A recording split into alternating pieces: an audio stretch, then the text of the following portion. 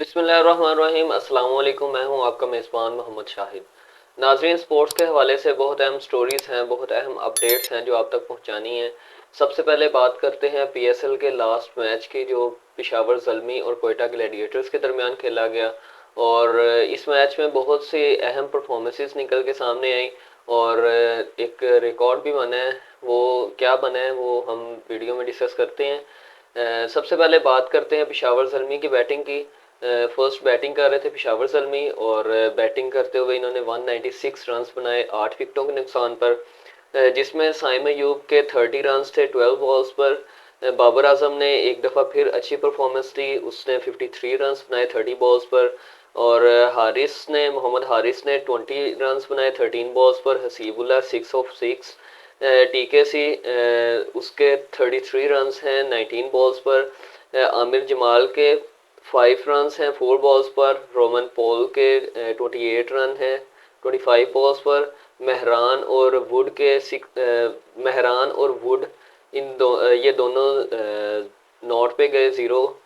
नवीन ul Haq 10 9 balls पर। Roman Paul और नवीन ul Haq not out गए। और इसमें पेशावर ज़ल्मी की तरफ से जो बाबर आजम ने बैटिंग की, बड़ी जारहाना बैटिंग थी उनकी और उन्होंने एक बार फिर अपनी कंसिस्टेंसी का मुजाहरा किया और अच्छी परफॉर्मेंस दी। इनका स्ट्राइक रेट 177 का था और अनफॉर्चुनेटली कैच आउट हुए, बट बहुत अच्छी परफॉर्मेंस थी। 30 बॉल्स पर 53 रन्स बनाए और 177 रन्स का स्ट्राइक रेट था।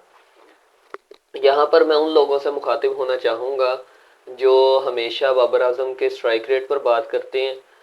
मैं लास्ट वीडियो में बात कर चुका हूँ कि अब पीएसएल में उसकी कंसिस्टेंसी देखें। जब से उसने कैप्टेंसी छोड़ी है, उसकी कंसिस्टेंसी और उसका स्ट्राइक रेट, जैसे उस बंदे ने बैलेंस किया हुआ है, जैसे उस बंदे ने स्ट्राइक रेट मेंटेन किया हुआ है।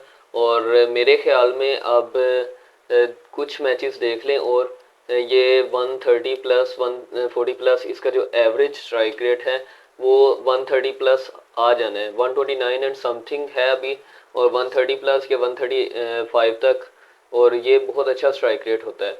और साइम अयूब एक बार फिर फॉर्म में वापस आ रहा है और इसने 12 बॉलों पर 30 रन्स बनाए।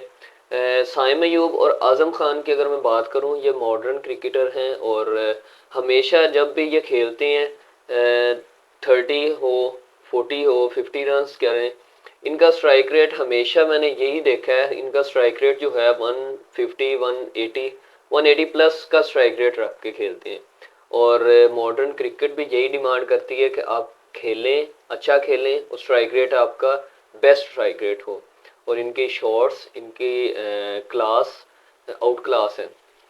एंड इसमें कोयटा ग्लैडिएटर्स की अगर मैं बॉलिंग पर जाता हूँ, तो कोयटा ग्लैडिएटर्स की तरफ से अकील हुसैन, उसने बहुत अच्छा परफॉर्म किया, एक हैट्रिक भी की।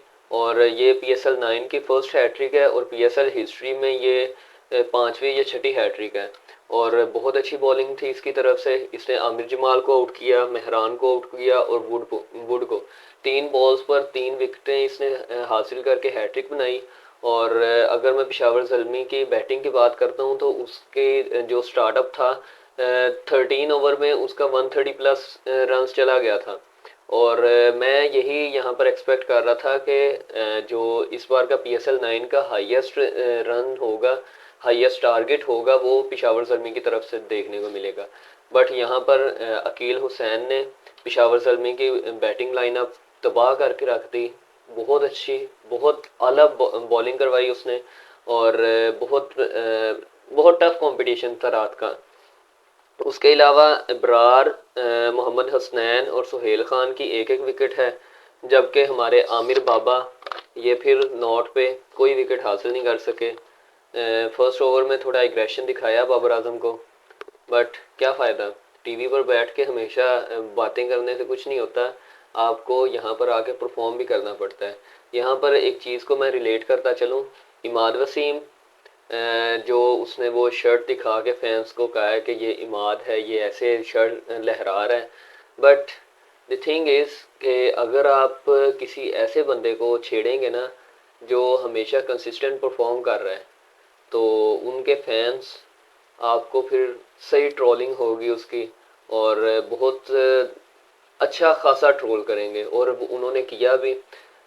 इमाद वसीम फील्डिंग पर थे जब फैंस ने बाबर बाबर के नारे लगाने शुरू कर दिए, और इमाद वसीम मेसी या फिर क्रिस्टियानो रोनाल्डो की तरह अपनी शर्ट दिखा रहा है कि जैसे ये गोल करके आया हो, और अब ऑडियंस को शर्ट दिखा रहा है कि ये इमाद है। बट एक चीज़ यहाँ पर कहूँगा कि जो मोहम्मद आमिर और इमाद वसीम, अपनी इज्जत अपने हाथ में होती है। आप लोग जो बैठ के टीवी में बक बक करते रहते हैं, कभी उसको छेड़ दिया कभी उसको छेड़ दिया, और बाबर आजम के पीछे तो हाथ मुंह धो के दोनों ही पड़े होते हैं। और हमेशा की बात है, इन्हें मुंह की खानी पड़ती है। और इस दफ़ा भी आमिर आमिर क्या फ़ायदा है ऐसी बातों का जो आप पर ही आके दोबारा ट्रोलिंग हो। तो इससे बेहतर है कि गुरेज किया करें। अल्लाह की लाठी बेआवाज़ होती है, और जब भी लगती है तो बड़ी ज़ोर की लगती है। खैर, अगर मैं कोयटा ग्लैडिएटर्स की बैटिंग की तरफ जाता हूँ, तो यहाँ पर भी पेशावर ज़ल्मी ने कोयटा ग्लैडिएटर्स की बैटिंग लाइनअप को तबाह कर दिया। यहाँ पर कोयटा ग्लैडिएटर्स 120 पर ऑल आउट हो गए, जिसमें सऊद शकील इसने अच्छा खेल रहा था। 12 बॉलों पर 24 रन, 200 का स्ट्राइक रेट था इसका। जबकि जेसन रॉय इसका 16 ऑफ 16 है। अकील हुसैन 14 ऑफ 14, और आमिर बाबा मोहम्मद आमिर इसके 13 बॉल्स पर 13 रन हैं 8 बॉल्स पर। और पेशावर ज़ल्मी 76 रन्स के मार्जिन से जीती है, और ये बहुत बड़ा मार्जिन होता है। और पेशावर ज़ल्मी की अगर मैं बॉलिंग की बात करूं, तो यहाँ पर हमें पेशावर ज़ल्मी की तरफ से भाईचारा देखने को मिला है। खुरम की 2 विकेटें हैं 15 रन्स, मार्क वुड इसकी 2 विकेट्स हैं, उसके अलावा साइम इसकी 2 विकेटें हैं 20 रन दे के, और महरान मुमताज़ इसकी 22 रन दे के 2 विकेटें हैं। यहाँ पर बिल्कुल बराबर बराबर तकसीम हुआ। मियाना रवि का उन्होंने ख्याल रखा, और ये कहते हैं ना कि लाइन में लग जाओ सबको मिलेगा। यहाँ पर सबको मिला है, सब लाइन्स में लगे हुए थे और सबको मिला है। ये सबकी 2-2 विकेट्स हैं। और पेशावर ज़ल्मी बहुत अच्छा परफॉर्म कर रही है, और पेशावर ज़ल्मी अब नीचे से उठ के उभरी है और दूसरे नंबर पर आके बैठ गई है। फर्स्ट नंबर पर मुल्तान सुल्तान, देन ये हमारे अब पेशावर ज़ल्मी आ गई है, देन उसके बाद इस्लामाबाद यूनाइटेड है, एंड कोयटा ग्लैडिएटर्स को दूसरे से उठाया उन्होंने और चौथे पे ला के फेंक दिया। और कोयटा ग्लैडिएटर्स चौथे पे है, पाँचवें पे कराची किंग्स है, और छठे पर लाहौर कलंदर। कराची किंग्स और लाहौर कलंदर का नो चांस, नो एंट्री, ये नहीं आगे जा सकते। और जो 4 टीमें हैं, टॉप 4 टीम हमेशा सेमीफाइनल में जाती हैं। और अब लाहौर अगर अगले 2 मैच जीतता भी है तो फिर भी ये आगे नहीं जा सकता। एंड इसके अलावा जो कराची किंग्स है, इसके लिए चांस हो सकता है अगर इस्लामाबाद यूनाइटेड अपने मैचेस हारता है तो। बट इस्लामाबाद यूनाइटेड नहीं हारेगा। तो आप लोग भी बैग पैक करके घर की वापसी करें। और नो चांस, पीएसएल में इस बार का आपका कोई चांस नहीं है। Again best of luck for next season, and देखते हैं नेक्स्ट सीज़न में कराची किंग्स क्या करता है। पेशावर ज़ल्मी इस बार बहुत तगड़ी टीम जा रही है। और यहाँ पर एक बात और बताता चलूँगा, जब से नवीनुल हक आया है ना पेशावर ज़ल्मी की तरफ से, पेशावर ज़ल्मी की टोर ही बदल गई है। फॉर्च्यून है उनकी, या फिर परफॉर्मेंसेस बेटर हो गई हैं, वो अलग बात है। बट द थिंग इज़ कि जब से नवीनुल हक टीम में आया है, पेशावर ज़ल्मी की टीम में, पेशावर ज़ल्मी एक भी सिंगल मैच भी नहीं हारी।